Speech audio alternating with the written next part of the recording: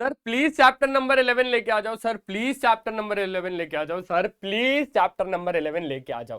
तो लेके आ गया ना यार चैप्टर नंबर 11। और इसके बाद बहुत सारे चैप्टर, सारी की सारी पार्ट 2 भी हम लोग खत्म करेंगे, क्योंकि आप लोगों की डिमांड पर मैं आ गया हूं। मेरा नाम है किशोर तेजवानी और हमेशा की तरह आज आप लोगों को पढ़ाने वाला हूं भाई साहब मैथमेटिक्स में। कौन सा वाला चैप्टर पढ़ने वाले हम आज? पढ़ने वाले हैं एक्सप्लोरिंग सम ज्योमेट्रिक थीम्स। तो जैसा कि आप लोगों को पता है, और स्वागत करता हूं यार आप लोगों का हमेशा की तरह आपके ही अपने नेक्स्ट टॉपर जूनियर्स पे, जहां पर हम देश का भविष्य बनाते हैं। और आपका भविष्य शायद मैंने बहुत सारे चैप्टर्स में बना दिया है, ऐसा मत बोलना कि बनाया नहीं है, है ना। तो चलो यार, ये क्लास 8 का बहुत ही ज्यादा आसान सा चैप्टर है। पूरे यूट्यूब पे शायद ये वाला चैप्टर अभी आपको नहीं मिलेगा। फ्रेशली आप लोगों के लिए मैं लेके आया हूं। तो आज के इस सेशन में हम लोग करने क्या वाले हैं, सबसे पहले न्यू एनसीईआरटी का हम ये पूरा का पूरा वन शॉट इसी चैप्टर का अच्छे तरीके से समझेंगे। और इस चैप्टर को मैं इस क्रिस्प फॉर्मेट में लेके आया हूं और आपको ऐसे डिलीवर करूंगा ना, आप बोलोगे सर मजा आ गया, सही में मजा आ गया। तो इस वीडियो को लाइक कर देना, सेशन को सब्सक्राइब, मतलब चैनल को सब्सक्राइब कर देना अगर अभी तक नहीं किया है, और ज्यादा से ज्यादा बच्चों में इस सेशन को शेयर कर देना, क्योंकि हर एक बच्चे को ये चैप्टर थोड़ा सा मुश्किल लग रहा होगा अभी के टाइम पे, लेकिन असलियत में ये चैप्टर मुश्किल नहीं है। सिर्फ 5 मिनट दे देना, 5 मिनट बाद खुद देखना कि ये चैप्टर आप लोगों को आता है या फिर नहीं आता है। चलो शुरू करते हैं। सबसे पहले जब मैं इस चैप्टर में उतरा ना, तो मेरे को कुछ फिगर दिमाग में आया, जैसे जैसे भाई गोभी का फूल, गोभी गोभी गोभी, हाँ ब्रोकोली, यही वाला मेरे को ध्यान में आया। और क्या क्या ध्यान में है भाई साहब, मेरे को ट्री के कुछ फर्न्स ध्यान में आए। तो फ्रैक्टल का मतलब समझते कि ये फ्रैक्टल का मतलब होता क्या है। बोल रहा है a fractal is a self similar shape, a fractal is a self similar shape showing the same pattern at smaller और स्मॉलर स्केल। मतलब ये फ्रैक्टल क्या है, एक सेल्फ सिमिलर शेप है। सेल्फ सिमिलर यानी खुद के जैसा दिखने वाला शेप है, जो हमें सेम पैटर्न बताता है स्मॉलर और स्मॉलर स्केल्स में। जैसे यहां पर आपको बहुत अच्छे तरीके से दिख रहा होगा, देखो अगर नहीं दिख रहा है तो बहुत अच्छे तरीके से मैं आपको समझाता हूं ये चीज। यार यहां पर आपको कुछ शेप ऐसा दिख रहा है क्या, ऐसा कुछ शेप दिख रहा है, ऐसा कुछ शेप दिख रहा है ना, दिख रहा है पक्का। अब ऐसा ही बिल्कुल शेप, ऐसा ही बिल्कुल शेप हर एक ब्रांचेस में, ये देखो, ये देखो, ये देखो, ये देखो, ये देखो, ये देखो, ये देखो, ये देखो, ये देखो, ये देखो, है ना, ये देखो। ऐसे ही करते करते यहां पर भी पूरा सेम टू सेम शेप है। अगर मैं इसको थोड़ा सा और सुपर जूम करूं, मैंने एक लीफ की बात करी, मैंने एक लीफ की बात करी, तो यहां पर ये पूरी लीफ है। अब अगर मैं इसकी ट्री की बात करूंगा तो ट्री का भी शेप समथिंग कुछ ऐसा ही होगा, है ना। और अगर मैं लीफ के भी अंदर जाऊंगा, यानी उनकी ब्रांचेस में भी जाऊंगा ना, तो भी आपको यहां पर हर एक शेप देखो बेटा ऐसा दिखने को मिलेगा, ऐसे ही सेम टू सेम दिखने को मिलेगा। तो यहां पर इसी का मतलब है फ्रैक्टल। क्या बोल दिया मैंने, इसी को मैंने फ्रैक्टल बोल दिया। एग्जाम्पल बहुत सारे नेचर में, जैसे फर्न्स, ट्रीज, क्लाउड्स, कोस्टलाइंस, बहुत सारे एग्जाम्पल है। अब जैसे देखो ब्रोकली, अगर आप ब्रोकली के एक छोटे से पार्ट को तोड़ोगे, पूरे होल में से अगर आप एक छोटे से पार्ट को तोड़ोगे ना, तो वो जो पार्ट है वो भी आपको ब्रोकली जैसा ही दिखने वाला है। क्लियर हो गया। और ऐसे ही हमारा क्या है, स्नोफ्लेक्स भी ऐसे ही बिल्कुल सेम टू सेम है, स्नोफ्लेक्स भी हमारे ऐसे ही होते हैं। तो फ्रैक्टल का मतलब यही था भैया। अब फ्रैक्टल के बाद हमारे पास जो मेन टॉपिक है ना, जो सबसे ज्यादा इंपॉर्टेंट टॉपिक है ना बच्चों, वो है सियरपिंस्की कारपेट। अब ये जो सियरपिंस्की कारपेट है ना, यहां से क्वेश्चन आ सकता है और आएगा ही आएगा कि सियरपिंस्की कारपेट में वो लोग बोल देगा कि रिमेनिंग साइड बताओ। अगर यहां से हम लोगों ने इतने पार्ट हटा दिया, या स्क्वायर में बताओ या फिर ट्रायंगल में बताओ, दो केसेस पॉसिबल है यहां से। सबसे पहले आपको करना क्या है मैं आपको बताता हूं। सबसे पहले आपको कंस्ट्रक्शन करना है, आपको बनाना है एक स्क्वायर। क्या बनाना है, आपको बनाना है एक स्क्वायर। अब उसी स्क्वायर को आपको क्या करना है बच्चों, 9 इक्वल पार्ट्स में बांट देना है। जैसे यहां पर मैंने एक स्क्वायर को बनाया और इस स्क्वायर को मैंने 9 इक्वल पार्ट्स में बांट दिया। 9 इक्वल पार्ट्स जैसे कि आपको कौन कौन से दिख रहे हैं, सबसे पहला 1 2 3 4। तो यहां पर देखो 1 2 3 4 5 6 7 8 9, 9 इक्वल पार्ट्स में मैंने इसको बांट दिया। इक्वल पार्ट्स हैं, इक्वल पार्ट्स हैं। अब हमें क्या करना है, रिमूव करना है सेंट्रल स्क्वायर को। तो यहां पर भी पिंक पिंक कलर ही था, यहां पर भी पिंक पिंक कलर ही था, तो मैंने इसको क्या कर दिया, रिमूव कर दिया। रिमूव कर दिया तो अब आप समझ पा रहे हो कि यहां पर आपके पास कुछ स्क्वायर्स बचे हुए और एक रिमूव हो गया। ठीक है, क्लियर हुआ। Repeat on remaining square. अब यही सेम चीज हम लोगों को रिपीट करते जानी है। जैसे आप समझना, एक स्क्वायर था, एक स्क्वायर के 9 पार्ट्स करे, 9 पार्ट्स करके मिडिल वाला हटा दिया, सेम टू सेम। अब मैंने ये वाला स्क्वायर पकड़ा, ये वाला स्क्वायर पकड़ा, ये वाला। अब इस स्क्वायर में मैं क्या कर रहा हूं, बहुत अच्छे से देखना बच्चों, बहुत अच्छे से देखना। इस स्क्वायर में भी मैंने 9 पार्ट्स कर डाले। क्या कर डाले? 9 पार्ट्स कर डाले। देखो 1 2 3 4, ठीक है, 1 2 3 4 5 6 7 8 9। अब फिर से मैं क्या कर दूंगा, ये मिडिल वाला हटा दूंगा, ये बीच वाला सेंट्रल वाला देखो यहां पर क्या हो गया, हट गया, तो ये आ गया। सेम टू सेम इसमें भी ये हटेगा, हट जाएगा, इसमें भी हटेगा, हट जाएगा, इसमें भी हटेगा, हट जाएगा, इसमें भी हटेगा, हट जाएगा, इसमें भी हटेगा, इसमें भी हटेगा, इसमें भी हटेगा, हट गया। आपको चीज समझ में आई? अब फिर क्या करना है, अब फिर ये छोटे वाले स्क्वायर के भी आपको क्या करने हैं, 9 पार्ट्स करने हैं। अब ये 9 पार्ट्स में से फिर से सेंट्रल वाला हटाना है, तो देखो यहां पे ये सेंट्रल वाला हट जाएगा, ऐसे ही सब में हट जाएगा। तो समझ में आया, ये सियर पिंस की कारपेट है बच्चों। अब ये जो सियर पिंस की कारपेट है, इसका यूज कहां पर होता है?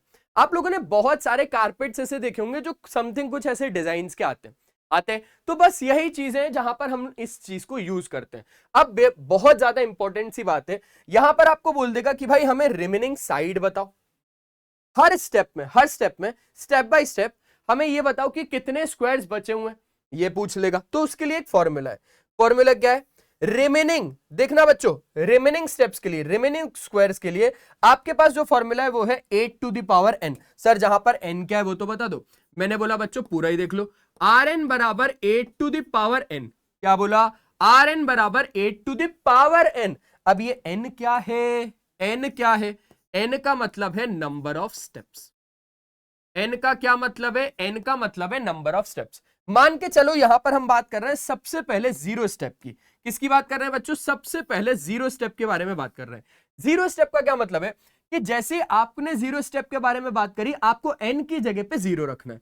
n की जगह पे 0 रखना है, यानी आप कौन से वाले साइड के, कौन से वाले स्क्वायर की बात कर रहे हो? सबसे पहले वाले स्क्वायर की बात कर रहे हो। तो यहां पर n की जगह पे 0 रखा, तो 8 की पावर 0। अब 8 की पावर 0 क्या होता है भैया? किसी की भी पावर 0 कितना होता है? 1 होता है। यानी सिंपल सी बात है, अगर हम 0 स्टेप में देखें तो हमारे पास कितने स्क्वायर है?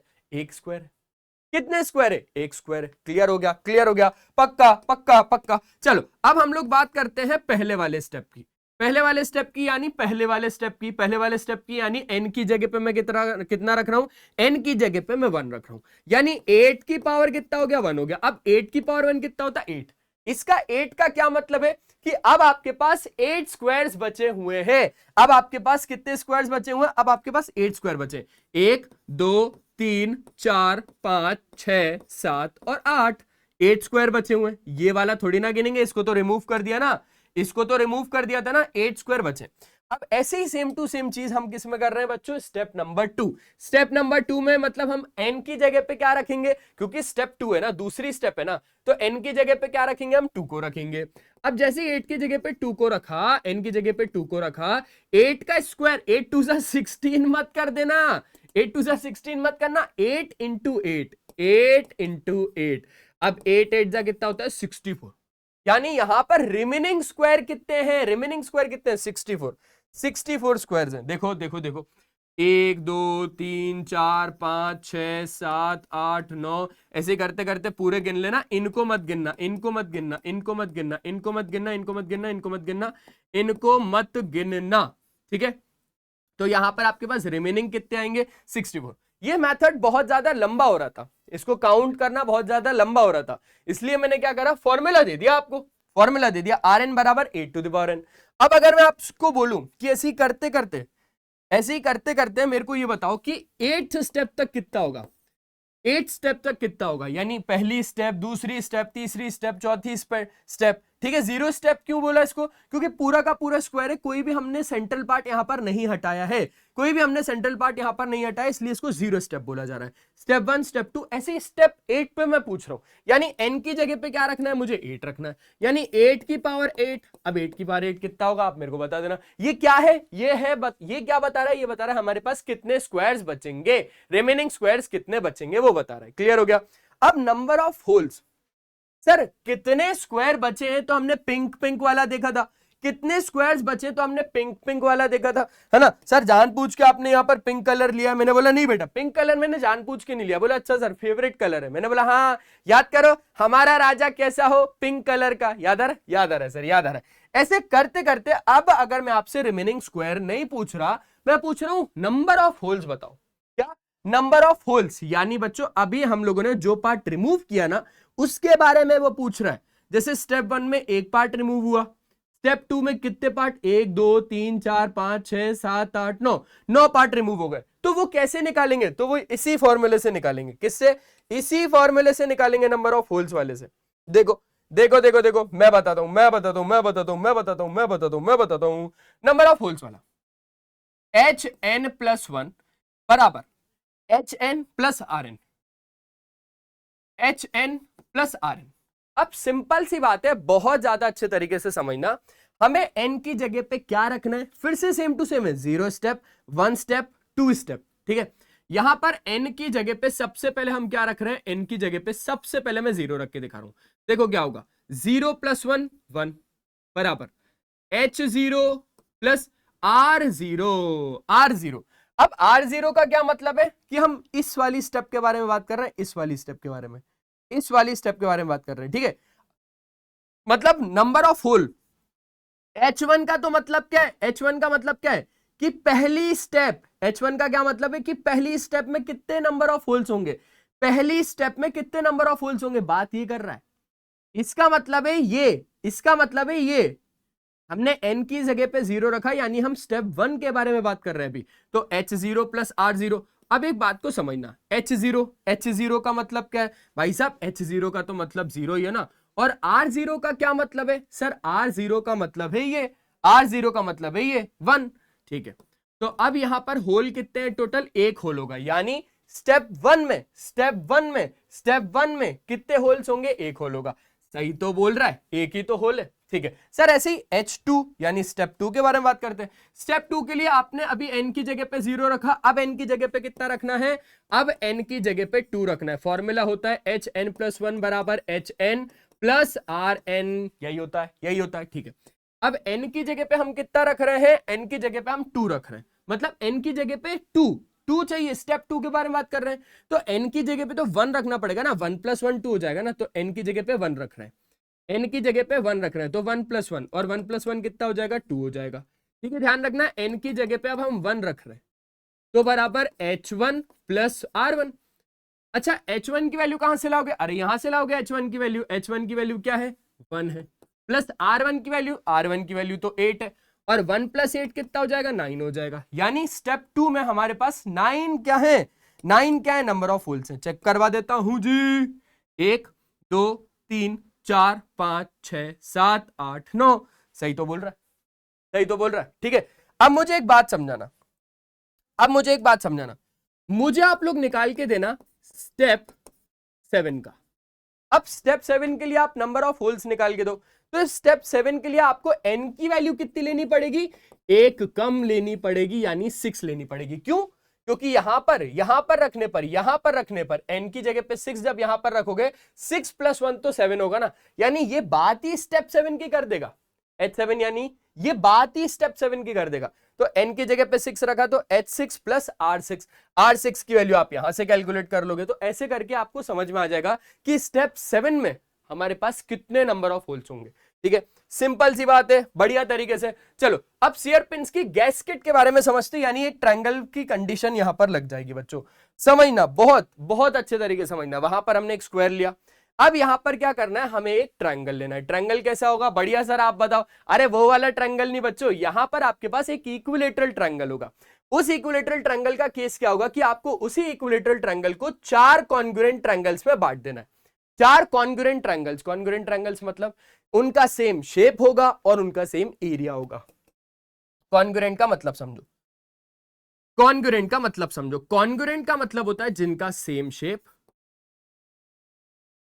और सेम एरिया होता है, जिनका सेम शेप और सेम एरिया होता है। जैसे बच्चों यहां पर मैंने एक बात बोली कि ये मेरे पास क्या है, ये मेरे पास एक इक्विलेटरल ट्रायंगल है। ये क्या है, ये मेरे पास एक इक्विलेटरल ट्रायंगल है। इसी इक्विलेटरल ट्रायंगल को मैंने कितने पार्ट्स में तोड़ दिया, मैंने 4 पार्ट्स में तोड़ दिया। आप देखना यहां पर 4 पार्ट्स में तोड़ दिया, एक पार्ट, दूसरा पार्ट, तीसरा पार्ट, चौथा पार्ट।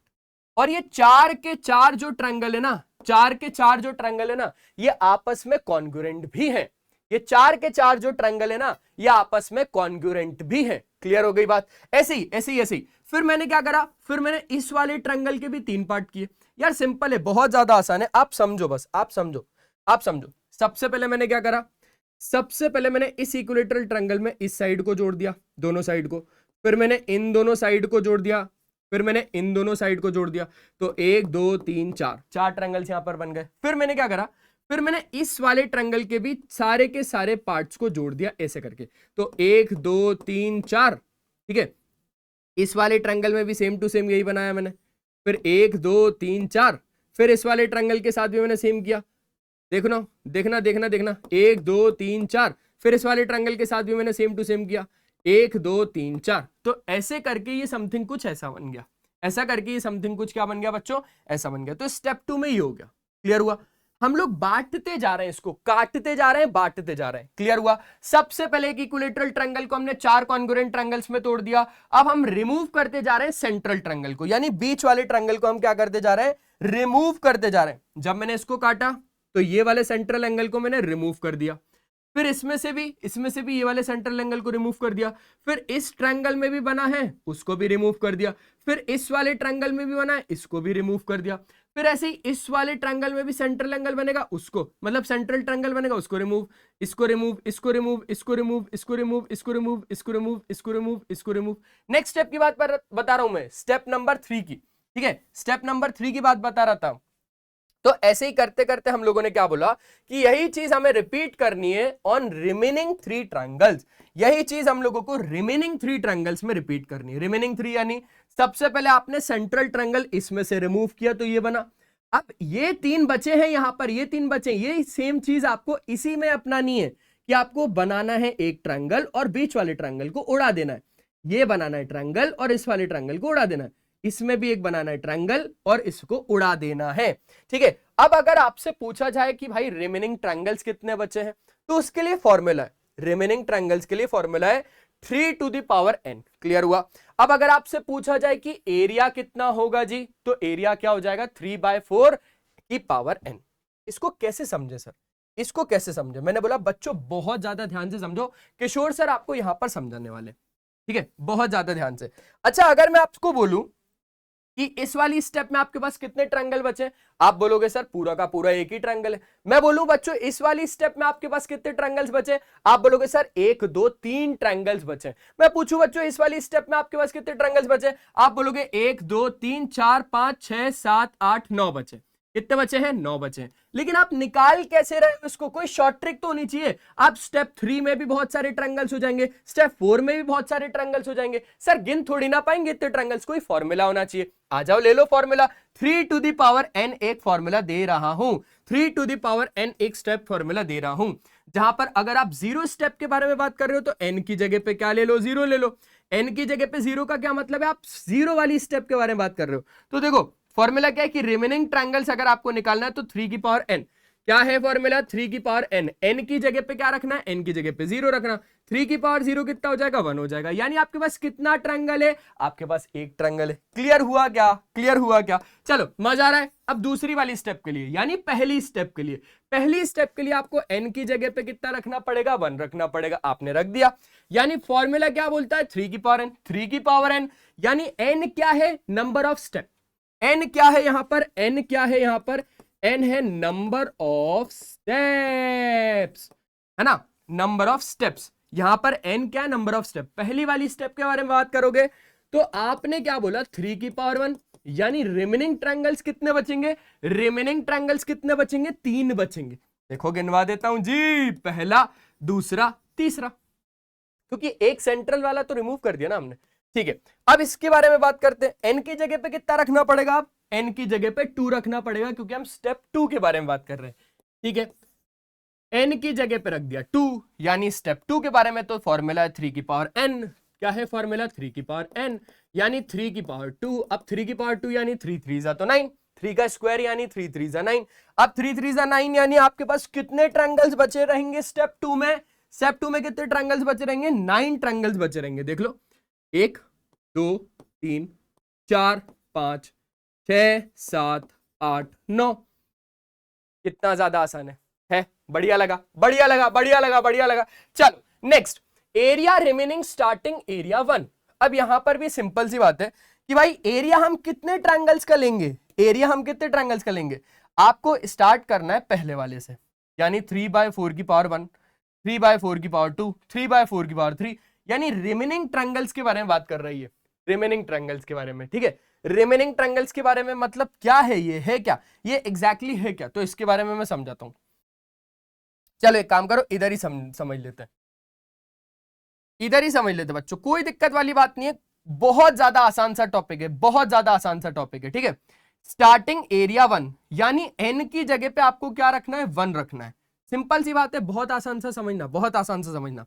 चलो एरिया वाले की अगर हम बात करेंगे तो स्टेप 0 में तो पूरे के पूरे ट्रायंगल का एरिया ही लेंगे, पूरे के पूरे ट्रायंगल का एरिया लेंगे। ठीक है, 3/4 की पावर n, मैंने n की जगह पे रखा 0, n की जगह पे जब 0 रखा तो ये कितना हो जाएगा, 3/4 की पावर 0, 3/4 की पावर 0। अब किसी की भी पावर 0 तो 1 होती है, 1 का मतलब क्या है कि मुझे पूरे ट्रायंगल का ही एरिया यहां पर निकालना पड़ेगा, पूरे ट्रायंगल का एरिया निकालना पड़ेगा। एक का मतलब क्या है कि पूरे ट्रायंगल का ही एरिया मुझे यहां पर निकालना पड़ेगा। ठीक है, अब मैंने क्या बोला, n की जगह पे चलो अब 1 रख के देखते हैं। जैसे मैंने n की जगह पे 1 रखा, देखो कमाल क्या हो गया, 3/4 की पावर 1, यानी 3/4। अब ये 3/4 क्या एक्सप्लेन करना चाहता है कि आपके पास टोटल बच्चों यहां पर 4 ट्रायंगल होंगे, आपके पास टोटल यहां पर क्या होगा, 4 ट्रायंगल होंगे, 4 ट्रायंगल, 1 2 3 4, लेकिन उन 4 में से आपको कितनों का एरिया निकालना पड़ेगा, सिर्फ 3 का, 1 2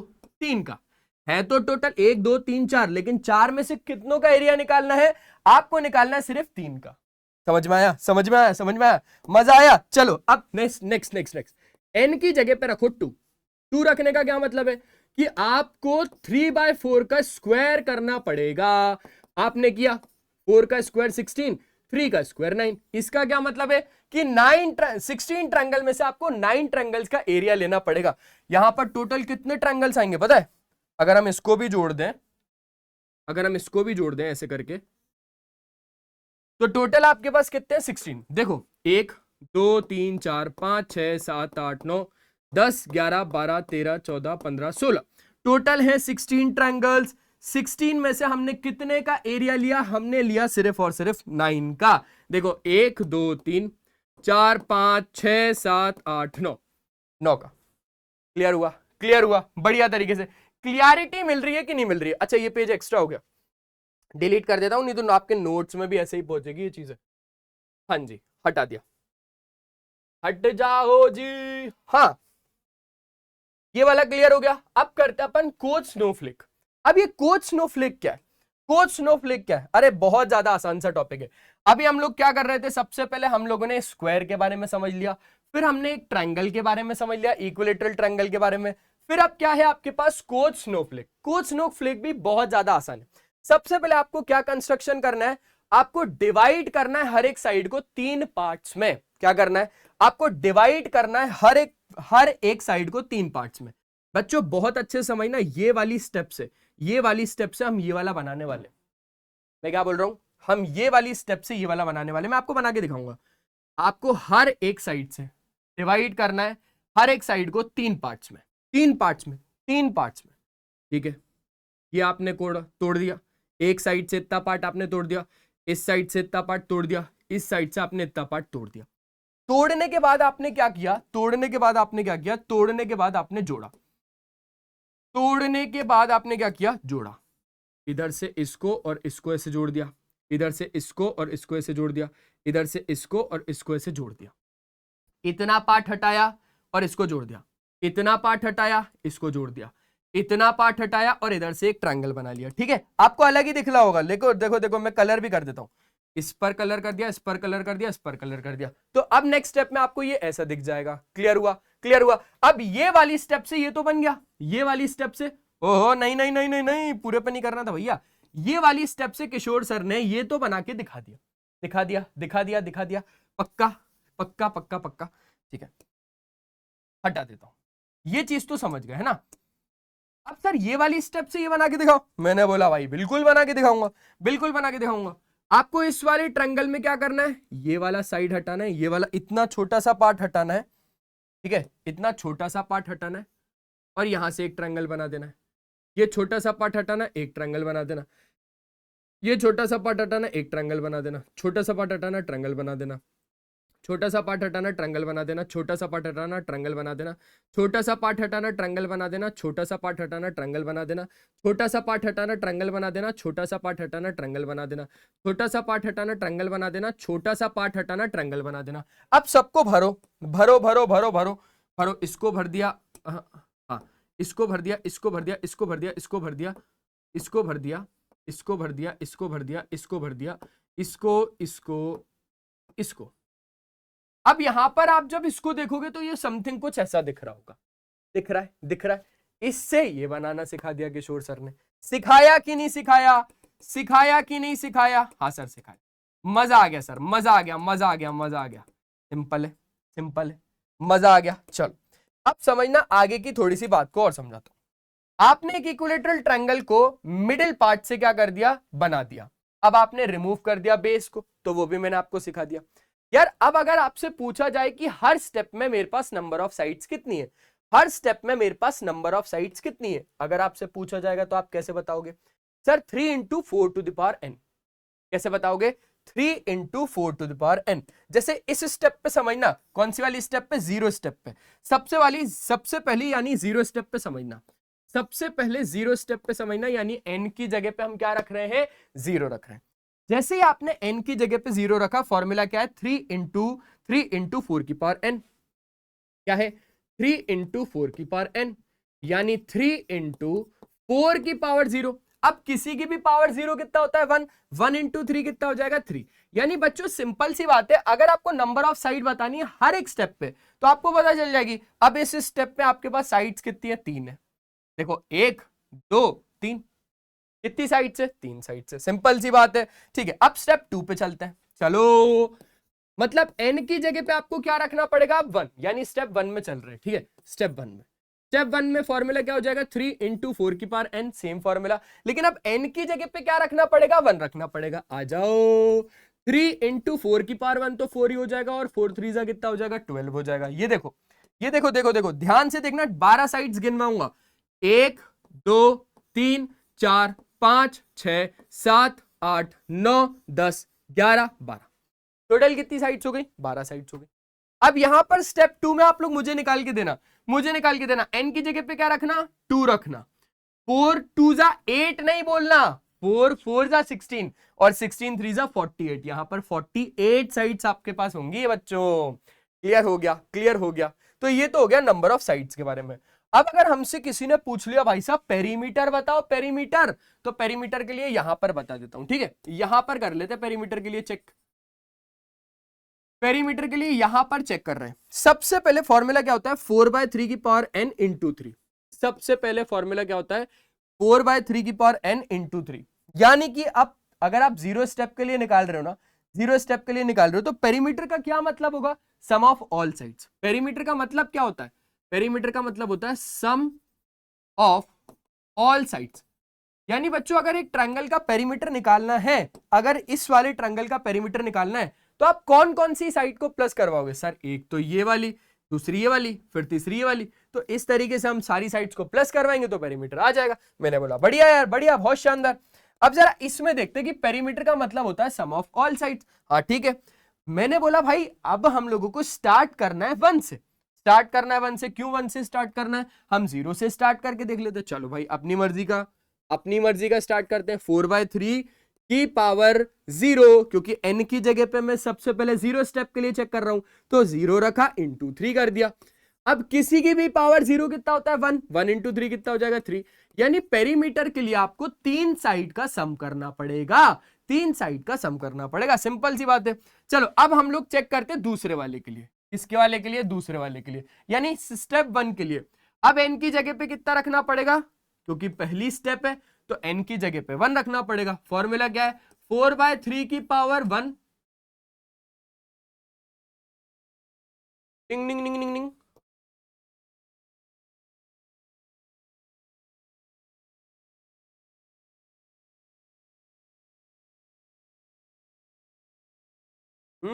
ये क्या हो गया?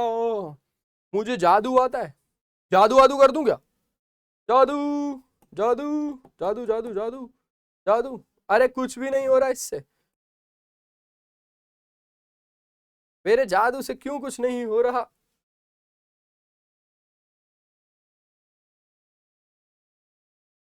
हम्म।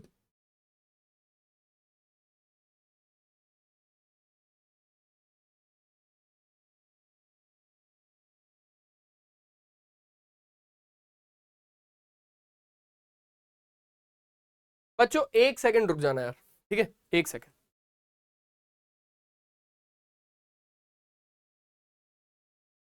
हाँ तो बच्चों थोड़ा सा बोर्ड हैंग हो गया था यार, सॉरी उसके लिए, है ना, मतलब हैंग नहीं हुआ था वो, मतलब अलग ही दुनिया में चला गया था। पर अब बढ़िया तरीके से आप लोगों को समझ में आ गया, तो ये चीजें आप लोगों को मैंने अच्छे तरीके से समझा दी। अब हम लोग मूव ऑन करते हैं नेक्स्ट टॉपिक पे, क्योंकि बाकी चीजों में तो मूव ऑन करने में टाइम लगता है, लेकिन इन चीजों में मूव ऑन हम आसानी से कर लेते हैं। अब हम समझते हैं सॉलिड के कुछ बेसिक से टर्म्स। देखो यार, सबसे पहले तो हम लोग बात को समझेंगे फेस। अब यहां पर मेरा फेस देख के ऐसा मत बोलना कि सर आपका फेस क्या फ्लैट सरफेस है, नहीं। फेस का मतलब क्या होता है मैं आपको समझाता हूं। जैसे मैंने कुछ भी एक यहां पर ऑब्जेक्ट ले लिया है, बच्चों ये प्रमोशन वीडियो नहीं है ना, समझना कि मैं इसका प्रमोशन कर रहा हूं, आपको समझाने आया हूं बस। ये एक तरीके का सॉलिड है। अब इसका नाम आपको पता होगा, बोले हाँ सर ये कुछ लिखा हुआ है ना, यही इसका नाम है। अरे नहीं भाई, इसका नाम है क्यूबॉइड। अगर मैं शेप की बात कर रहा हूं यहां पर तो ठीक है, तो ये क्यूबॉइड है। अब इस क्यूबॉइड में जो ये फ्लैट सरफेस होता है ना, ये एक फेस है। ये जो फ्लैट सरफेस है ना, वाइट वाइट, ये एक फेस है। ये एक फ्लैट सरफेस है ना, ये एक फेस है। ये एक फ्लैट सरफेस है ना, ये एक फेस है। और अगर इसको ऐसे तरीके से देखें तो ये भी एक फ्लैट सरफेस है और ये भी एक फ्लैट सरफेस है, ठीक है। तो अगर हम बात करें एक क्यूबॉइड में, तो आप सोचो कितने फेसेस हैं टोटल, 1 2 3 4 5 और 6। टोटल अगर हम क्यूबॉइड में बात करें तो हमारे पास कितने फेसेस है, 6 फेसेस है। अब ये एज क्या होता है, एज, एज नहीं एज, एज नहीं है एज है, ठीक है। एज क्या होता है, लाइन सेगमेंट जो फेसेस को जोड़ता है। देखो यहां पर आपको एज यानी एक लाइन अलग ही दिखेगी, एक लाइन सेगमेंट अलग ही दिखेगी। एक लाइन सेगमेंट, दूसरी लाइन, तीसरी लाइन, चौथी लाइन, ठीक है। अगर ऐसे समझे, ऐसे समझे ऊपर वाले से, तो 1 2 3 4, 4 ही हो गई, ठीक है, 4 ही हो गई। 5 6 7 और 8, 8 ही हो गई। अब फिर नीचे 9 10 11 और 12, तो एज कितनी हो जाएंगी इस क्यूबॉइड के केस में, 12 एज हो जाएंगी, ठीक है। अब वर्टेक्स क्या होता है, वर्टेक्स यानी कॉर्नर पॉइंट। कौन से वाले पॉइंट, पॉइंट जहां पर एजेस मीट करती है। ये एक कॉर्नर पॉइंट, 1 2 3 4, 4 ही हो गए। अब नीचे 5 6 7 8, टोटल कितने होते हैं यहां पर, 8 हमारे पास वर्टेक्स होते हैं। क्या ये चीज अच्छे तरीके से क्लियर हो गई। तो ये रहा पूरा का पूरा एक सॉलिड। इसमें वर्टेक्स यानी कि ये कॉर्नर पॉइंट्स है, एज यानी कि ये लाइन सेगमेंट्स, ये लाइन सेगमेंट बनती हुई दिख रही है, और फेस यानी कि ये पर्टिकुलर आपके पास एक फ्लैट सरफेस को फेस बोलते हैं। हो गया क्या, हो गया बढ़िया तरीके से, ठीक है। अब एक प्रिज्म की बात करते हैं बच्चों। प्रिज्म में क्या बोल रहा है कि एक प्रिज्म के पास 2 कॉन्ग्रुएंट पॉलीगोनल बेसेस होते हैं। बच्चों ये कॉन्ग्रुएंट का मतलब तो मैंने आपको बता दिया। कॉन्ग्रुएंट का मतलब होता है सेम शेप और सेम साइज, जिनका शेप सेम होता है और जिनका सेम साइज होता है। साइज सेम का मतलब मैं यहां पर एरिया से, एरिया के टर्म्स में बोल रहा हूं कि जो उनका एरिया होगा ना वो इक्वल होगा, बराबर होगा। तो 2 कॉन्ग्रुएंट पॉलीगन जिनका सेम बेस है ना, 2 कॉन्ग्रुएंट पॉलीगन जिनका सेम बेस है। प्रिज्म क्या होता है, ऐसे 2 कॉन्ग्रुएंट पॉलीगन जिनका बेसिस क्या है, सेम है और वो सेम साइज के भी है। दूसरा, पैरेललोग्राम साइड फेसेस होते हैं इनके। अगर आप यहां पर अच्छे तरीके से देखोगे तो एक ये ट्रायंगुलर प्रिज्म है, एक पैरेललोग्राम यहां पर है, एक पेंटागोनल प्रिज्म है। पैरेललोग्राम हर फेस पे, हर फेस पे पैरेललोग्राम देखो दिखेगा, फेस पे हर फेस पे नहीं, लेकिन पैरेललोग्राम तो जरूर दिखेगा। इसमें भी देखो पैरेललोग्राम आपको दिखेगा, ये देखो, ठीक है। ये हेक्सागोनल प्रिज्म है। तो यही चीज है, पैरेललोग्राम साइड फेसेस यहां पर आपको दिखेगा फॉर एन साइडेड प्रिज्म। बच्चों अब यहां पर अच्छे तरीके से देखना, क्योंकि क्वेश्चन यहां से बनेगा। फेसेस कितने हो जाएंगे, अगर हमारे पास एन साइडेड प्रिज्म है तो हमारे पास फेसेस कितने हो जाएंगे, फेसेस हो जाएंगे n+2।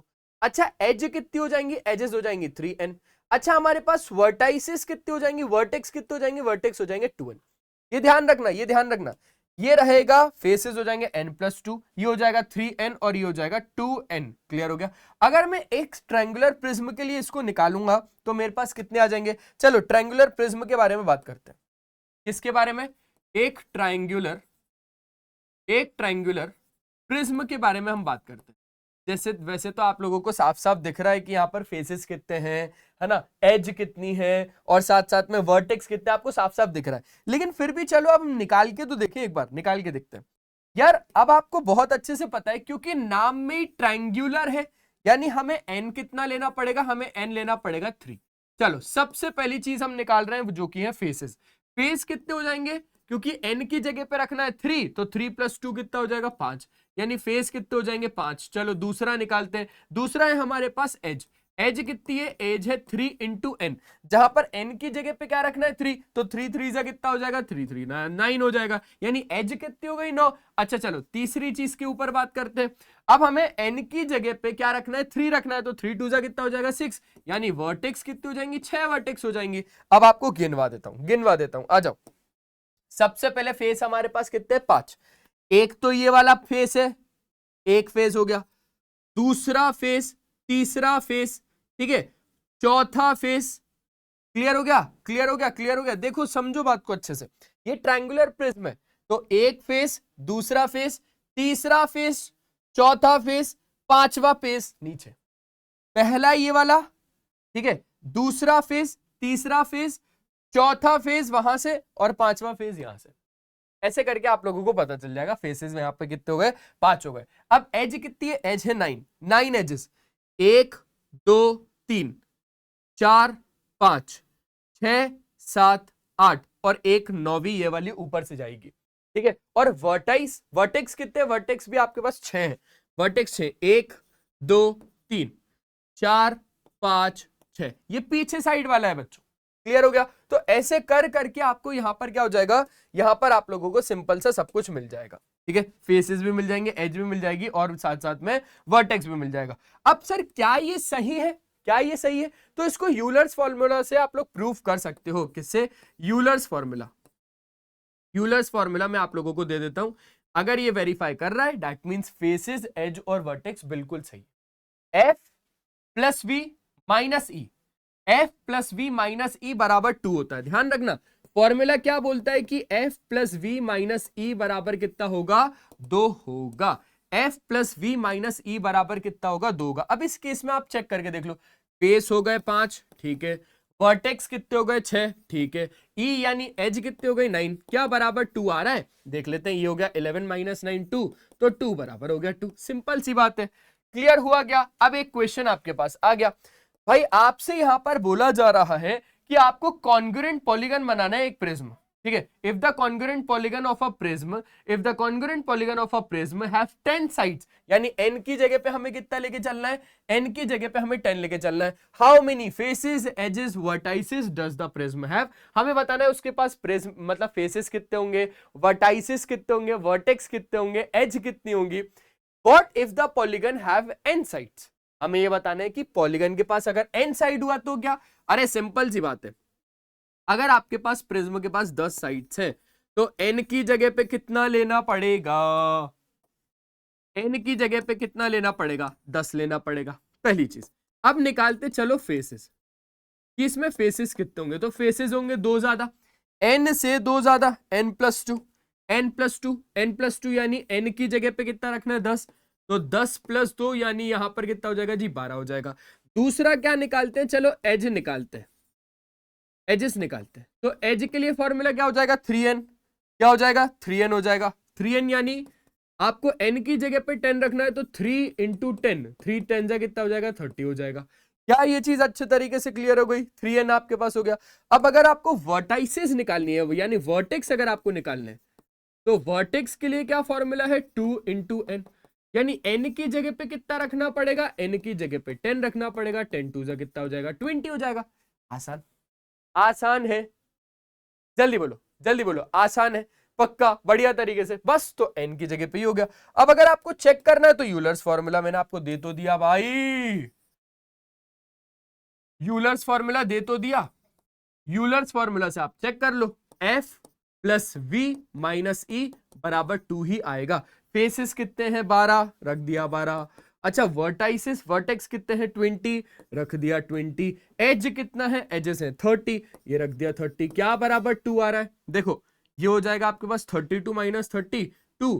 देखो सिंपल सी बात है यार, 32 माइनस 30, 32 माइनस 30 बराबर 2।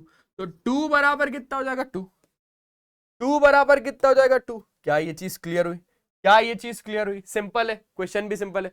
अब इसने बोल दिया क्या होगा पॉलीगन अगर n साइड्स का हुआ तो, अगर पॉलीगन n साइड का हुआ, अगर पॉलीगन n साइड का हुआ तो फेसेस उसके पास n+2 हो जाएंगे, एज उसके पास 3n हो जाएंगे और वर्टेक्स उसके पास 2 गुना हो जाएंगे नंबर ऑफ साइड्स के।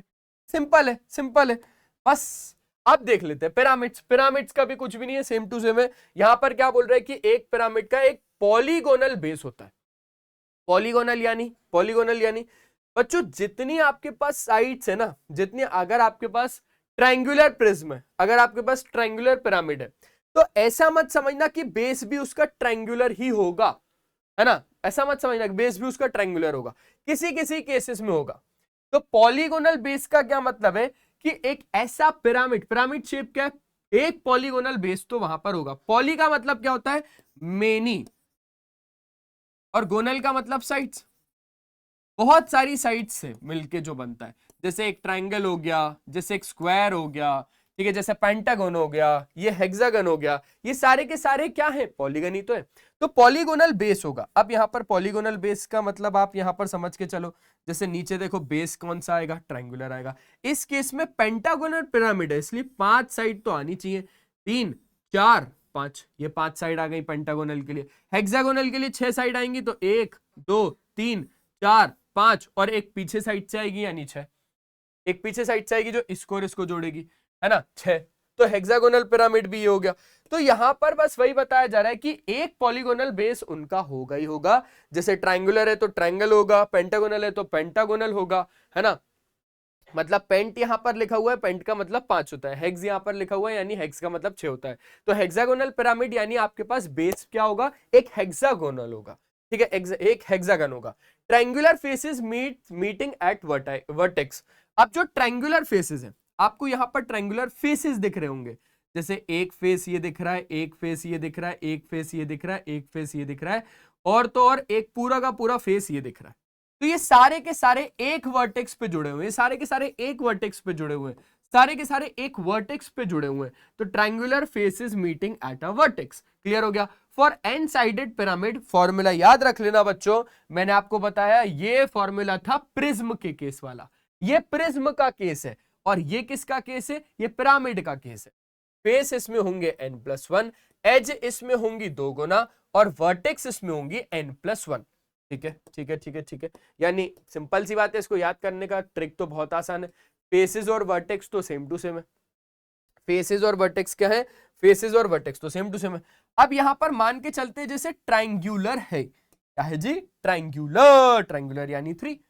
अब अगर हमारे पास ट्रायंगुलर 3 है, इसका मतलब n की जगह पे तो 3 रखना पड़ेगा। ट्रायंगुलर पिरामिड के केस में, ट्रायंगुलर पिरामिड के केस में फेस कितने हो जाएंगे, फेसेस कितने हो जाएंगे, तो n की जगह पे 3 रख दो। तो फेस का फॉर्मूला क्या होता है, n+1, उस हिसाब से हो जाएगा 3+1, और 3+1 का तो मतलब 4 आता है, यानी फेस कितने होंगे, 4। अच्छा चेक कर लेते हैं, एक यहां से दिखेगा, दूसरा उधर से, तीसरा इधर से, और चौथा नीचे से। 4 फेसेस है, बिल्कुल करेक्ट बोल रहा है। एज कितनी है जी, एजेस कितनी है, तो एजेस हो जाएंगी 2n। 2n का मतलब n से 2 का मल्टीप्लाई, 2 × 3, यानी 3 2 जा कितना हो जाएगा 6। अब एज को देखते हैं, अब एज को देखते हैं, देखो देखो देखो देखो, समझना, एक एज, दूसरी एज, तीसरी एज, चौथी, पांचवी, छठवीं, 6 एजेस हो गई, 6 एजेस हो गई, ठीक है, बढ़िया, अच्छे से समझ में आ गया। अब वर्टेक्स कितने होंगे, हाँ वर्टेक्स कितने होंगे, वर्टेक्स होंगे n+1, यानी n कितना है 3, तो 3+1, और 3+1 कितना हो जाएगा 4, यानी वर्टेक्स हमारे पास कितने 4। अब वर्टेक्स 4 देखो, एक ही हो गया, एक ही हो गया, ठीक है, दूसरा ही हो गया, तीसरा ही हो गया, चौथा ही हो गया, 4 वर्टेक्स हो गया, हो गया, हो गया, हो गया, समझ में आ गया अच्छे तरीके से। बस तो ये फॉर्मूला ध्यान रखना। अब एक क्वेश्चन इस पर है, एक क्वेश्चन इस पर है। मैं तो बोल रहा हूं सेम टू सेम क्वेश्चन है जैसा प्रिज्म में किया, बस पिरामिड वाला केस है। तो n की जगह पे क्या रख लेना, 10 रख लेना, और ये सारे फॉर्मूला लगा देना। अगर वो फेस पूछ रहा है तो n+1 यानी 10+1, ठीक है। एज पूछेगा तो 10 × 2, क्योंकि 2n है तो n की जगह पे 10 रखना है, तो 2 × 10, 2 10 20। फिर वो क्या पूछेगा, फिर वो वर्टेक्स पूछेगा, यही सारी चीजें, फेसेस बता दो, एजेस बता दो, वर्टाइसेस बता दो, और क्या ही पूछेगा वो। तो वर्टेक्स कितनी हो जाएंगी वो बता देना उसको। क्लियर हो गया, क्लियर हो गया। अब नेट्स ऑफ सॉलिड्स का क्या मतलब है बच्चों? नेट्स ऑफ सॉलिड का ये मतलब है कि उस सॉलिड को आप कितने तरीकों से खोल सकते हो, कितने तरीकों से खोल सकते हो। मान के चलो अगर मैंने इसको यहां से कट कर दिया तो ये खुल जाएगा, आगे से भी खुल जाएगा, पीछे से भी खुल जाएगा, और हर कहीं से ये खुल जाएगा, ठीक है। यहां पर ये चीजें तो क्लियर हो गई। अब यहां पर समझो a net is a flat shape obtained by unfolding a solid, यानी हम लोगों को वहां पर क्या करना है, उस चीज को काट के खोलना है। काट के क्या करना है बच्चों, खोलना है। जैसे मैंने इसको यहां से कट किया, पूरा फ्लैट फेस चाहिए मेरे को, 2D शेप, 2D शेप चाहिए। अब ये 3D है, अभी ये क्या है, 3D है। जैसे एक क्यूब है मेरे सामने, मेरे पास क्या है, मेरे पास एक क्यूब है, या फिर क्यूबॉइड बोल दो, बात वही है। हम इसको कितने तरीकों से खोल सकते हैं? हम इसको 11 तरीकों से खोल सकते हैं। कि मान के चलो एक तरीका तो पूरा ही हो गया। दूसरा तरीका क्या है कि इस वाले स्क्वायर को मैं इधर रख रहा हूं, यानी इधर से पहले खोल दिया, इधर से मैंने बाद में, ठीक है। फिर यही स्क्वायर यहां, यही स्क्वायर यहां, यही स्क्वायर यहां, ऐसे करके 11 डिस्टिंक्ट नेट्स इसके पॉसिबल है। अगर हम बात करें बच्चों रेगुलर टेट्राहेड्रन के, तो उधर 2 नेट्स पॉसिबल है। अच्छा सिलेंड्रिकल में नेट्स क्या पॉसिबल है, एक रेक्टेंगल और 2 सर्कल, ठीक है। बता रहा हूं, सिलेंडर के ऊपर भी है मेरे पास एक, बता रहा हूं। और कोन में sector of a circle plus base, sector of a circle plus base, ये कोन का नेट है। स्फीयर का ध्यान रखना कि कोई एग्जैक्ट नेट उसका नहीं देखा गया, स्फीयर का कोई भी एक एग्जैक्ट नेट नहीं देखा गया। अब सिलेंडर का क्या है, कैसे बताएंगे यार, सिलेंडर को कैसे खोल सकते हैं? हमारे पास सिलेंडर में एक ऐसा, नीचे से पहले ऊपर से सर्कल हटा दिया, नीचे सर्कल हटा दिया, और ये पूरा ऐसे खोल दिया, पूरा ऐसे खोल दिया, तो ये पूरा एक रेक्टेंगल हो गया। देखो ये हो गया एक रेक्टेंगल, प्लस आपके पास हो गया एक सर्कल, प्लस आपके पास हो गया दूसरा सर्कल। यानी नेट ऑफ अ सिलेंडर अगर आपसे पूछेगा तो आपको क्या जवाब देना है, रेक्टेंगल प्लस 2 सर्कल्स। क्लियर है? और नेट इसका है कितना, एक ही तरीके से खोल सकते हो ना इसको एक ही तरीके से खोल सकते हो, तो एक ही तरीके से खोल सकते हो, इधर इधर, बस ये खोल। लेकिन क्यूब को 11 तरीकों से खोल सकते हैं हम, 11 तरीकों से। क्लियर हुआ क्या? Shortest path on a cuboid, यार सिंपल सी बात है, बहुत ज्यादा आसान है। इधर कुछ भी नहीं है, सच बताऊं तो कुछ भी नहीं है। यहां पर क्या होगा, इस चींटी को इस लड्डू तक पहुंचना है, ये पूरा का पूरा आप खुद से पढ़ लेना। ये चींटी को ये लड्डू तक पहुंचना है, क्या क्या आसान तरीके हैं जो जैसे ये लड्डू तक पहुंच पाएगी। अब क्या सोच रहे हैं हम कि सबसे पहले तो ये यहां पे आएगी, यहां पे आएगी, फिर यहां पर आएगी, है ना। सबसे पहले ये क्या करेगी, सुनना बच्चों, बहुत अच्छे तरीके से सुनना, बहुत मजा आएगा इसमें, बहुत मजा आएगा। सबसे पहले ये यहां पर आएगी, फिर यहां पर आएगी, यहां पर आएगी, फिर यहां पर आएगी, और इधर क्या कर रही है, इधर से आएगी, फिर इधर आ जाएगी। कौन सा तरीका आसान है, कौन सा तरीका आसान है? ये यहां पर आए फिर यहां पर आ जाए, ये तरीका आसान है। कि यहां से आए यहां से आए, ये दोनों ही तरीके थोड़े मुश्किल है। अरे यार भाई सीधा लड्डू तक पहुंचना है तो सीधा यहां से लेकर यहां तक पहुंच जाओ ना, यहां से लेकर यहां तक पहुंच जाओ, सीधा यहां से यहां। क्यों यहां फिर यहां, ऐसे क्यों जाना है, ऐसे क्यों जाना है, ऐसे क्यों जाना है, सीधा यहां से यहां चली जाओ, है ना। तो ये जो यहां से यहां जाएगी ना, जो ये यहां से यहां जाएगी ना, इसी को कह देंगे हम लोग इसका शॉर्टेस्ट डिस्टेंस। क्या बोल देंगे, शॉर्टेस्ट डिस्टेंस। और इसी के ऊपर क्वेश्चन आएंगे कि हमें शॉर्टेस्ट डिस्टेंस बताना है बिटवीन एंट, है ना, आंट और आपके पास क्या, एक लड्डू। अब ये एंट बोलते हैं या आंट, अबे आंट तो AUNT वाला है, आंट नहीं बोलते इसको। तो यहां पर क्वेश्चन बोलता है कि imagine a hungry ant ant living on the surface of a cuboid. ठीक है, वो रह रही है भाई अच्छे तरीके से, सांस वास ले पा रही है, जैसे हम लोग आसपास जाएंगे चींटी को मार देंगे, मुझे पता है। तो surface of a cuboid, to its good fortune there is a laddoo on the surface, है ना। आगे देखते हैं, what is the shortest part for the ant to reach the laddoo, to reach the laddoo. मैं तो बोल रहा हूँ ये डोरामी है भाई, बाहर में जान दो है, आंट वांट रहने दो यहाँ पे, मतलब एंट रहने दो यहाँ पे, इधर हम डोरामी बना देते हैं इस चींटी को भी। और किसी चीज में हम डोरामी को बीच में लेके आ जाते हैं, नहीं ठीक है। तो अब इस क्या करना है भाई, इस चींटी को लड्डू तक पहुंचना है, तो सिंपल सी बात है, यहां से यहां जाएगी, यहां से यहां जाएगी, फिर यहां से यहां आएगी। भाई आपको पता है यहां पर बन क्या रहा है, बन क्या रहा है, यहां पर बन रहा है आपके पास एक राइट एंगल ट्रायंगल। और बोधायन थ्योरम तो पढ़ी हुई है हमने, हमने बोधायन थ्योरम तो पढ़ी है। लेट से इतना डिस्टेंस इसका क्या है, ए है, लेट से इतना डिस्टेंस इसका क्या है, बी है। तो इतना डिस्टेंस क्या होगा जी, लेट से मैं इसको डी बोल रहा हूं, इसको डी बोल रहा हूं, तो डी कैसे निकालेंगे, डी कैसे निकालेंगे, बोधायन थ्योरम क्या बोलता है कि आपके पास 90 के सामने वाली साइड होती है हाइपोटेनस का स्क्वायर बराबर परपेंडिकुलर का स्क्वायर प्लस बेस का स्क्वायर, परपेंडिकुलर का स्क्वायर प्लस बेस का स्क्वायर। एच क्या है, एच है आपके पास हाइपोटेनस जो कि क्या है डी, तो डी का स्क्वायर बराबर परपेंडिकुलर क्या है आपके पास ए, तो ए का स्क्वायर प्लस बेस क्या है आपके पास बी, तो बी का स्क्वायर।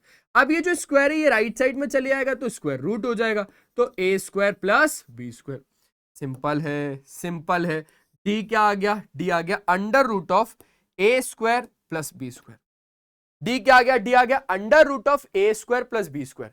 तो यहां पर ये पूरा का पूरा कैलकुलेशन भी अब हम लोग समझते हैं। आ जाओ आ जाओ, एक क्वेश्चन आ गया मेरे पास, find the shortest path between the ant and the laddu in the following case. अब इस केस में बहुत ज्यादा दिमाग लगाने की जरूरत नहीं है, बहुत ज्यादा सिंपल सी बात है कि इसको अगर यहां लड्डू तक आना है ना, तो सिंपल सी बात है कि इसको पहले तो हम लोगों ने ऐसे खोला, पूरा खोला, इसको नेट बनाया, पहले इस पूरे क्यूबॉइड को नेट बनाया, तो ये ऐसे खुल गया। अब यहां से लेकर यहां तक ये इसका शॉर्टेस्ट डिस्टेंस है, ये बात आप लोग भी जानते हो, मैं भी जानता हूं। लेकिन मैंने क्या बोला कि सबसे पहले उस चीटों को नीचे नीचे तो आना पड़ेगा ना, मान के चलते कि हमें ये तो बताना पड़ेगा ना कि इधर से इधर तक का डिस्टेंस कितना है और उसके बाद फिर इधर से इधर तक का डिस्टेंस कितना है, ये तो बताना पड़ेगा ना, तब जाके तो हम क्वेश्चन को सॉल्व कर पाएंगे। तो ये दोनों तो परपेंडिकुलर डिस्टेंस है। अब मुझे बताओ ये इतना डिस्टेंस कितना है, सीटी अगर बिल्कुल सेंटर पे है, ये पूरा अगर 4 है तो इतना तो 2 हो गया, कहां से कहां तक, इधर से इधर तक पूरा कितना हो गया, 2 हो गया, ठीक है। फिर समझना, फिर समझना, ये 2 हो गया, ये वाला पार्ट कितना है, ये वाला पार्ट है 4, यानी 2 और 4 कितना हो गया, 2 और 4 तो हो गया हमारे पास 6। ये पूरा का पूरा पार्ट कितना हो गया, ये पूरा का पूरा पार्ट हो गया 6 सेंटीमीटर। क्या इतनी चीज क्लियर हो गई, क्या इतनी चीज आप लोगों को अच्छे तरीके से क्लियर हो गई है ना, सिंपल सी बात है। तो इतना हमारे पास आ गया कि ये 2 और 4 कितना हो गया, 6 हो गया। अब यहां से समझो, अब यहां से समझना, बहुत अच्छे समझना, यहां से लेकर यहां तक, यानी यहां से यहां कितना है, यहां से यहां कितना है, यहां से यहां तो 2 है, अगर ये 2 है तो ये भी कितना है, ये भी 2 है। ये क्लियर हो गया, ये क्लियर हो गया। और तो फिर यहां से यहां तक कितना है भाई साहब, यहां से यहां कितना है, यहां से यहां कितना है, अगर ये 4 है, ये 8 है, ये पूरा 8 है, सुनना, ये पूरा 8 है, ये पूरा 8 है, और तो कहीं ना कहीं, कहीं ना कहीं एक बात समझना, अगर ये पूरा पार्ट 2 है तो 2 इतना भी होगा, तो ये पूरा पार्ट लेट से मैं कितना बोल रहा हूं अभी, 4 बोल रहा हूं। ये पूरा का पूरा पार्ट कितना है, ये पूरा का पूरा पार्ट है 4, ठीक है। ये पूरा का पूरा पार्ट कितना है, 4। क्लियर हुआ क्या, क्लियर हुआ क्या सर, कैसे बताया आपने कि ये 4 है, मैंने बोला सिंपल है। इतना कितना हो गया, इतना हो गया आपके पास 2, इतना कितना हो गया 2, तो ये 2 हो गया। अब ये जो इतना पूरा पार्ट है ये है 8, ये 8 में से 4 माइनस किया तो करीबन ये आधा पार्ट ही है, आधा आधा, 4 और 4, ये 4 में से आधा पार्ट यानी ये 2, तो 2 और 2 4 हो गया, ये 4 हो गया, ये 6 हो गया, तो 6 और 4 से ये कितना आ जाएगा, ये आप मुझे कमेंट सेक्शन में बता दो, ये 90 है। तो ये सिंपल सी बात है, अगर आपको अननोन साइड चाहिए, लेट से उसको मैंने x बोल दिया, हमेशा की तरह उसको मैंने क्या बोल दिया, x बोल दिया, तो x की वैल्यू यानी d है ना, डी स्क्वायर का फॉर्मूला, डी स्क्वायर बराबर A square plus B square. D यानी डिस्टेंस, शॉर्टेस्ट डिस्टेंस अभी हम लोगों ने x कंसिडर कर लिया, इसका x का स्क्वायर, a कितना है, a है परपेंडिकुलर यानी 6 का स्क्वायर, और तो और आपके पास फिर b कितना है, b आपके पास बेस यानी 4 का स्क्वायर। तो अब आप यहां पर समझोगे एक्स स्क्वायर बराबर 36 प्लस 4 4 जा कितना हो जाएगा 16, तो एक्स स्क्वायर बराबर कितना हो जाएगा 52। अब ये स्क्वायर राइट साइड जाएगा तो कितना हो जाएगा जी, अंडर रूट हो जाएगा, तो अंडर रूट ऑफ 50 यूनिट बता देना सेंटीमीटर। कितना ज्यादा आसान था, कितना ज्यादा आसान था। इसको थोड़ा सा और सॉल्व करोगे तो 7 7 जा 49 होता है, 7 8 8 जा 64, तो 7.1 समथिंग कुछ आ जाएगी एक्स वैल्यू, 7.1 सेंटीमीटर ही बोल देता हूं, अप्रोक्सीमेट वैल्यू बोलिए। यानी यहां से लेकर यहां तक इसको कितना आना पड़ेगा, यहां से लेकर यहां तक इसको कितना आना पड़ेगा 7.1। अच्छा यहां से यहां आती, यहां से यहां आती, फिर यहां से यहां आती, तो 6 और 4 10 सेंटीमीटर चलना पड़ता, इसलिए सीधा सीधा ये यहां से यहां आ जाए, कितना हो जाएगा 7.1 सेंटीमीटर। कितना ज्यादा आसान है। चलो अब इस केस में समझते हैं। इस केस में हमें शॉर्टेस्ट डिस्टेंस निकालना है, तो लड्डू यहां पर पड़ा था, लड्डू यहां पर पड़ा था, चींटी यहां पर थी। सीधी बात क्या करी हमने, सबसे पहले इसको फ्लैट किया। अगर फ्लैट किया और मान के चलते लड्डू वाला जो फेस है वो यहां पर है और चींटी भी यहां पर है, तो सीधा सीधा ये आ जाती 42 सेंटीमीटर, सबसे छोटा डिस्टेंस इसको पड़ता। ठीक है, लेकिन लड्डू अगर यहां पर है, चींटी अगर यहां पर है, और तो फिर ये चींटी से लड्डू तक का शॉर्टेस्ट डिस्टेंस यानी डी कितना हो जाएगा वो बताओ। चींटी से लेकर लड्डू तक का जो डिस्टेंस है वो मान लिया डी, और ये कितना है आपके पास 24, ये कितना है आपके पास 32, ये कितना है आपके पास 24, ये कितना है आपके पास 30। तो बस सिंपल सी बात है, फिर से हम क्या लगाएंगे बोधायन थ्योरम, तो डी निकालेंगे। अब डी कितना हो जाएगा, डी स्क्वायर बराबर हो जाएगा 24 का स्क्वायर प्लस 32 का स्क्वायर, 24 का स्क्वायर प्लस 32 का स्क्वायर। अब 24 का स्क्वायर देख लेते भाई, 24 का स्क्वायर कितना होता है 576, ठीक है, प्लस 32 का स्क्वायर भी आप लोगों को निकालना पड़ेगा। कैसे निकालोगे, 32 इंटू 32 करके, 2 2 हो जाएगा 4, 3 2 हो जाएगा 6, उसके बाद 3 2 6, 3 3 9, ये कितना हो जाएगा 4 6 और 6 12, 1024, 1024। ठीक है, क्योंकि 25 का होता है 625। आगे देखते हैं, तो डी स्क्वायर बराबर आपके पास कितना हो जाएगा, 6 और 4 हो जाएगा 10, यहां पर भी ये हो जाएगा, ये हो जाएगा 6 और ये हो जाएगा 1, यानी डी आपके पास कितना हो जाएगा under root of 1600, under root of 1600। तो यहां पर बच्चों अच्छे तरीके से अगर आप प्राइम फैक्टराइजेशन से इसको सॉल्व करोगे तो यू विल गेट 40, यानी शॉर्टेस्ट डिस्टेंस कितना हो जाएगा 40 सेंटीमीटर। अगर यहां से यहां आती तो 42 पड़ता है, इसको 42, लेकिन यहां से अगर यहां पर जाएगी तो इसको कितना पड़ेगा, डी पड़ेगा 40 सेंटीमीटर। क्लियर हो गया क्या, क्लियर हो गया। तो इस तरीके से हमने शॉर्टेस्ट डिस्टेंस निकाल लिया। अब कुछ प्रोजेक्शंस की बात करते हैं बच्चों। प्रोजेक्शन का क्या मतलब होता है, प्रोजेक्शन का मतलब होता है perpendicular image of an object on a plane, plane पर ही उस पर्टिकुलर इमेज की, प्लेन पर ही उस पर्टिकुलर ऑब्जेक्ट की परपेंडिकुलर इमेज कैसे बन रही है, प्लेन पर ही उस पर्टिकुलर ऑब्जेक्ट की इमेज कैसी बन रही है वो देख लेते हैं। तो टाइप होते हैं यार कि आप उसको कैसे देख रहे हो, किस नजरिए से देख रहे हो, अरे किस नजरिए से देख रहे हो वो है ये। जैसे फ्रंट व्यू, फ्रंट से देख रहे हो है ना, टॉप व्यू ऊपर से देख रहे हो, अबे गलत मत समझो यार तुम लोग, गलत बातें मत करा करो यार। साइड व्यू, साइड से देख रहे हो है ना, तो फ्रंट व्यू तो आपका ऐसा हो जाएगा, टॉप व्यू यानी ऊपर से जब देखोगे, और साइड व्यू यानी ये तीनों के तीनों डिस्टेंसेस मैं आपको बता देता हूं। देखो सिंपल सी बात है, अगर मैंने इस पर्टिकुलर लकड़ी पे, इस पर्टिकुलर लकड़ी पे अगर मैंने टॉर्च मारी, तो जब टॉर्च मारी तो ये शेप कैसा दे रहा है, ये रेक्टेंगुलर शेप दे रहा है। ठीक है, अब तीन चीजें यहां पर, तीन चीजें क्या क्या है कि जब आपने इस पर्टिकुलर शेप को फ्रंट व्यू से देखा, फ्रंट व्यू से देखा यानी फ्रंट व्यू से आपने टॉर्च मारी, आप टॉर्च मारो तो इसका शेप इस दीवार पे कैसा बनेगा, सिर्फ इतना ही तो दिखेगा यार, सिर्फ इतना ही तो दिखेगा दीवार पे, है ना, सिर्फ इतना ही तो दिखेगा दीवार पे। क्लियर है, आपने इसको मारा तो सिर्फ आपको इतना फेस दिखेगा। अगर आप टॉप व्यू से देख रहे हो तो टॉप व्यू से आपको ये पार्ट भी दिखेगा, ये पार्ट भी दिखेगा, तो ये समथिंग कुछ ऐसा नीचे साइड में आपको दिख जाएगा जब आप ऊपर से देख रहे हो।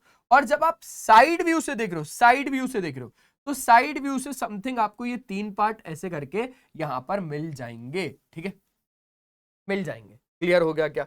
तो parallel lines always project as parallel lines, parallel lines हमेशा प्रोजेक्ट पैरेलल लाइन से करती है, यानी अगर आपने पैरेलल लाइंस पर लाइट मारी या फिर देखा तो ये आपको पैरेलल लाइन से दिखने वाली है यार, सिंपल सी बात है। और अ projection does not uniquely identify a solid, मतलब एक प्रोजेक्शन आपको एग्जैक्टली वही सॉलिड बना के नहीं देगा। ठीक है, वही सॉलिड बना के नहीं देगा, क्योंकि जितने पार्ट पे लाइट पड़ेगी उतना ही पार्ट तो ये बताएगा ना। तो अगर आप यहां पर सोच रहे हो कि यहां पर आपके पास क्या थी, ये एक सिलेंड्रिकल शेप था, लेकिन सिलेंड्रिकल शेप पर जब हमने प्रोजेक्शन मारा तो आपको यहां पर क्या मिल गया, एक रेक्टेंगल मिल गया। बच्चों यही तो बात है, यही तो बात है। How would the projection of a cube look, अब ये जो प्रोजेक्शन ऑफ अ क्यूब है, ठीक है, ये कैसा दिख रहा है आपको? सिंपल सी बात है, जब मैंने इस पे टॉर्च मारी तो मुझे सिर्फ और सिर्फ यहां पर ये पार्ट दिख रहा है। ये पार्ट दिख रहा है का क्या मतलब है? ये पार्ट क्या है? एक क्यूब का प्रोजेक्शन है ये। तो क्यूब का अगर प्रोजेक्शन है तो यहां पर आपको क्या दिखेगा? एक स्क्वायर दिखेगा। क्या दिखेगा? एक स्क्वायर दिखेगा। समझ में आया? पक्का। चलो अब ये वाला क्वेश्चन, अब एक कोन का प्रोजेक्शन कैसे दिखेगा? भाई एक कोन का प्रोजेक्शन यहां के हिसाब से समथिंग ये दिख रहा है, ये पार्ट दिख रहा है कि नहीं दिख रहा है ना? तो ये पार्ट क्या है? ये एक ट्रायंगल है। क्या है? एक ट्रायंगल है। और नीचे से भी दिखेगा यार, नीचे से भी समथिंग अगर आप मारोगे ना तो समथिंग कुछ नीचे से ऐसा दिखेगा, ठीक है। लेकिन यहां पर जो शेप बन रहा है वो मैं बता रहा हूं कि ये ट्रायंगल है। अब यहां पर आइसोमेट्रिक प्रोजेक्शन भी समझ लेते हैं यार। देखो कितने ज्यादा आसान आसान से टॉपिक है।